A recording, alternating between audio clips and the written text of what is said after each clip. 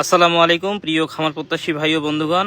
আলহামদুলিল্লাহ, আজকে আমরা আমাদের খামারের যে জানালার যে কাজগুলো আছে এই কাজগুলো আজকে শেষ করে নিব ইনশাআল্লাহ। দেখতে পাচ্ছেন আসলে সব সেটআপেই কিন্তু আমি নিয়ে আসছি। এখানে যে ছোট ভাইদেরকে দেখতে পাচ্ছেন আপনারা, এরা খুব ভালো কাজ করে এবং আমাদের বাড়ির যত কাজ আছে মূলত এরাই করে থাকে। তো আমি যেটা করতেছি সেটা হচ্ছে যে পুরাতন শেডের কিছু জানালা আমি নতুন শেডে লাগাবো, আবার যেগুলো আমার শর্ট পড়তেছে সেগুলো আমি একবারে নতুন করে বানাচ্ছি। তো এখানে মোটামুটি আমরা নতুন করে জানালা সেটআপ করব এখানে 5টা, এবং পুরাতন ওখান থেকে আমরা 4টা সেটআপ করব।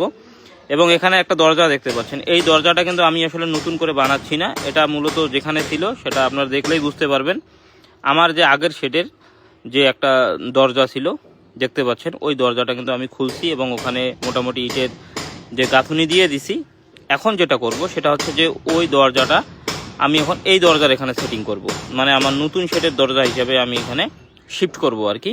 তো এখন যেটা কথা, এত কিছু মূলত একটা কারণেই করতেছি, সেটা হচ্ছে যে যাতে আমার খরচ কম হয়। মূলত খরচ কমানোর জন্যই এত কিছু করতেছি।